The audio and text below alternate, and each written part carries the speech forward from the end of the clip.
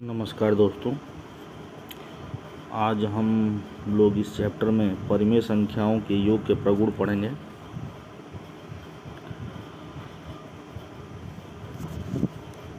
परिमेय संख्याओं के योग के प्रगुण। पहला प्रगुण है समवरक प्रगुण। समवरक प्रगुण। दूसरा प्रगुण है क्रम विनिमय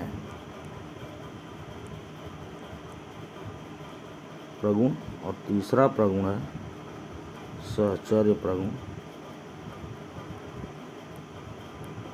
सहचर्य प्रगुण हम लोग पढ़ेंगे। ये 3 प्रगुण हमको पढ़ना है।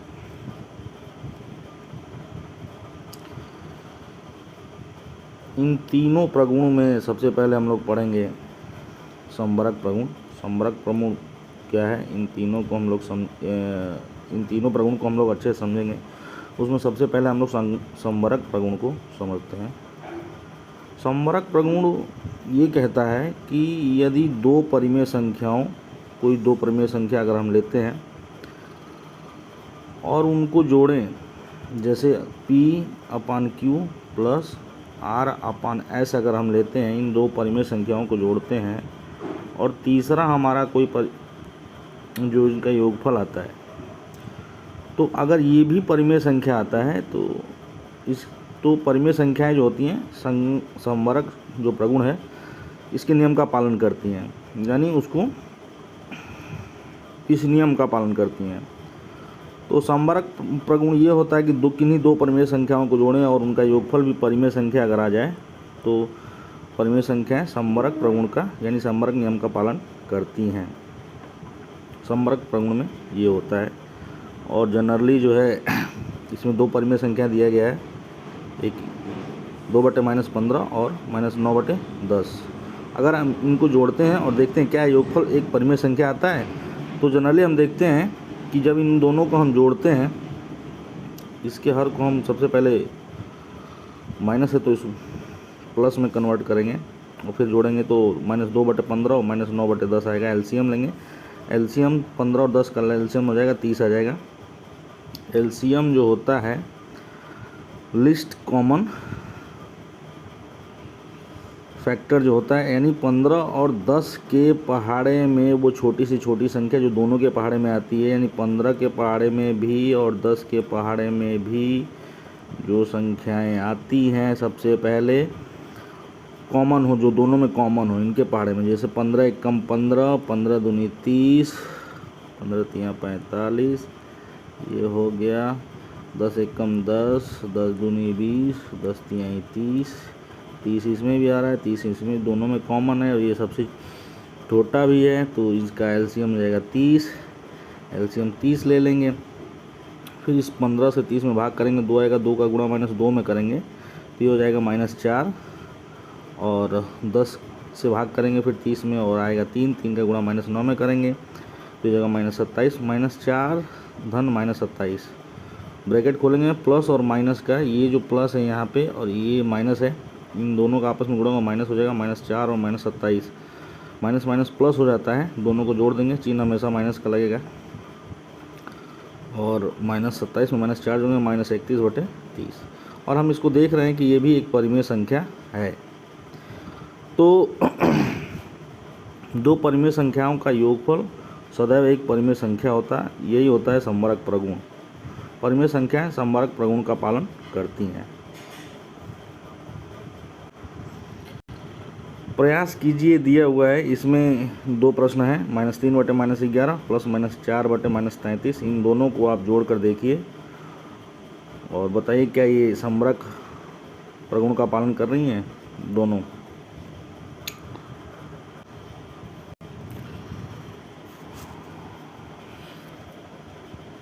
समवरक प्रगुण में यही था, यदि दो परिमेय संख्या P/Q तथा R/S परिमेय संख्या है तो उनका योगफल भी एक परिमेय संख्या होता है, जो हमने आपको पहले ही समझा रखा है। दूसरा प्रगुण है हमारा क्रम विनिमय प्रगुण। अगला प्रगुण जो हम पढ़ रहे हैं वो है क्रम विनिमय प्रगुण। क्रम विनिमय प्रगुण को अगर आसानी से हम समझें तो किन्हीं दो परिमेय संख्याओं का क्रम बदलकर उनको जोड़ दिया जाए। क्रम बदलकर पहले P/Q प्लस R/S है, फिर अगर हम R/S पहले लिखें और इसमें हम जोड़ दें P/Q और दोनों का मान जो आए वो क्या है, बराबर आए। बराबर आए तो परिमेय संख्याएं क्रम विनिमय प्रगुण का पालन करती हैं। अगर बराबर नहीं आता है तो पालन नहीं करती हैं। एग्जाम्पल के तौर पर अगर हम देखें, सिर्फ समझने के लिए अगर हम ऐसे लिखते हैं, जैसे हम 5 ले लेते हैं और इसमें हम 4 को जोड़ते हैं, और फिर हम 4 ले लेते हैं और इसमें हम 5 को जोड़ते हैं, सिर्फ समझने के लिए, ये नहीं कि मतलब। तो 5 में 4 जोड़ने पे कितना आ रहा है, 9, और 4 में 5 जोड़ने पे 9, यानी क्रम बदलकर अगर हम जोड़ रहे हैं, पहले 5 में 4 जोड़ा, फिर 4 में हम 5 जोड़ा, दोनों तरीके से देख रहे हैं 9 आ रहा है, यानी क्रम विनिमय हो गया। अब हम यही तरीका जो है हम लगाएंगे परिमेय संख्याओं पर और देखेंगे कि क्या ये हमारा सेम आ रहा है कि नहीं आ रहा है। कोई दो परिमेय संख्याएं ले लेते हैं। सबसे पहले यहाँ पे दो परिमेय संख्याएं दिया गया है, -5/6, और इसमें हम जोड़ दे रहे हैं 2/7, और यहीं पे हम लिख दे रहे हैं 2/7 क्रम बदल करके, प्लस ब्रैकेट में -5/6। अगर दोनों का मान बराबर आता हो तो हमारा परिमेय संख्याएं क्रम विनिमय नियम का पालन करती हैं। तो यहाँ पे हम देख रहे हैं -6 एलसीएम लेंगे तो ये आ जाएगा 42 आ जाएगा। 42 6 से भाग करेंगे 42 में, इस 42 में आएगा 7, 7 का गुणा इस ऊपर वाले में करेंगे, -5 में गुणा करेंगे तो ये आ जाएगा -5 × 7, प्लस इसको ब्रैकेट में कर लेते हैं, 7 से भाग करेंगे फिर 42 में तो आएगा 6, और 6 का गुणा 2 में करेंगे तो 2 गुणे आएगा 6 बराबर। इधर भी सेम प्रोसेस करेंगे, एलसीएम ले लेंगे, 6 और 7 का एलसीएम आएगा 42, 7 से भाग करेंगे 42 में तो आएगा 6, 6 का गुणा 2 में करेंगे 2 × 6, प्लस -5 है ये, 6 से भाग करेंगे 42 में तो आएगा 7, और 7 का गुणा इस -5 में करेंगे तो आएगा -7 × 5, -7 × 5 मतलब होता है 35, बीच में प्लस 6 × 12/42, और इधर भी कर देंगे तो ये हो जाएगा 12 और प्लस -35 बटे कितना आ जाएगा 42। अब इसमें हम क्या करेंगे कि जोड़ेंगे तो ये आ जाएगा, ये माइनस है ये प्लस है, घट जाएगा, ये आएगा -23/42, और इधर भी देख रहे हैं ये ब्रैकेट हटाएंगे तो ये प्लस माइनस माइनस हो जाएगा, 12 - 35/42, और घटाने पे आएगा इसमें भी -23/42 ही आएगा, ये आएगा -23/42। तो दोनों कंडीशन में हम देख रहे हैं -23/42 आ रहा है, यानी परिमेय संख्याएं क्रम विनिमय नियम का पालन करती हैं। यानी क्रम विनिमय नियम हो गया P/Q प्लस R/S बराबर R/S प्लस P/Q। ये है क्रम विनिमय नियम। यदि दो परिमेय संख्याएं, कोई भी दो परिमेय संख्याएं हैं तो P/Q प्लस R/S बराबर R/S प्लस P/Q, यही नियम है क्रम विनिमय का। यानी परिमेय संख्या में जो हम योग की संक्रिया है वो क्रम विनिमय नियम का पालन करती है। परिमेय संख्याओं में योग की संक्रिया क्रम विनिमय नियम का पालन करती है। योग की संक्रिया जो परिमेय संख्याओं में है वो क्रम विनिमय नियम का पालन करती है। अगला हमारा नियम है परिमेय संख्याओं में योग की संक्रिया सहचर नियम का पालन करती है कि नहीं, ये देखना है। तो इसमें जैसे क्रम विनिमय संवर्ग प्रगुण में 2 परिमेय संख्या ले रहे थे, इसमें 3 परिमेय संख्या लेंगे। P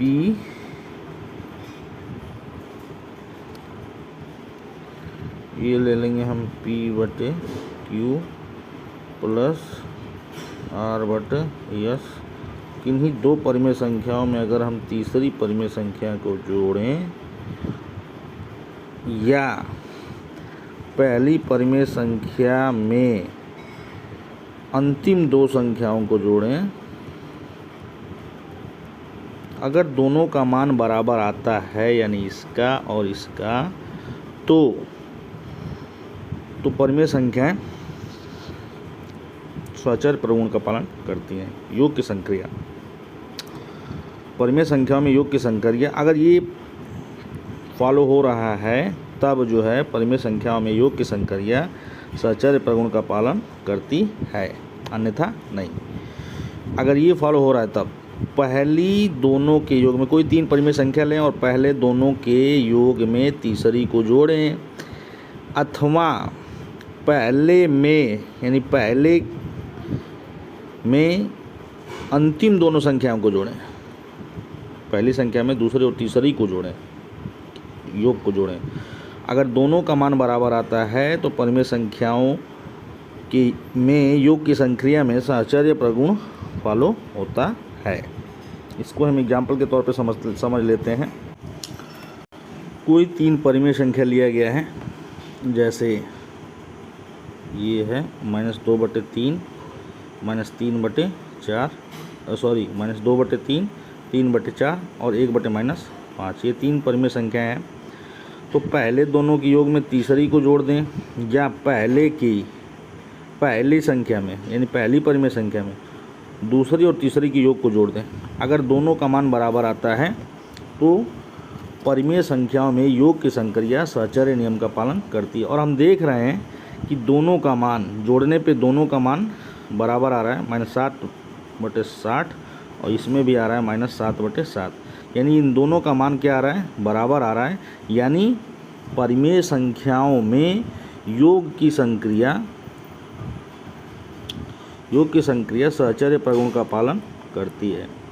परिमेय संख्याओं में योग की जो संक्रिया है वो स्वाचार्य प्रगुण का पालन करती है। यानी पहली दोनों परिमेय संख्याओं के योग में तीसरी को जोड़ा जाए, अथवा जो है पहली परिमेय संख्या में दूसरी और तीसरी के योग को जोड़ा जाए, तो दोनों का मान हमारा क्या आता है, बराबर आता है। हम यहाँ पे देख रहे हैं ये 3 परिमेय संख्या लिया गया है, -2/3 3/4 और 1/-5।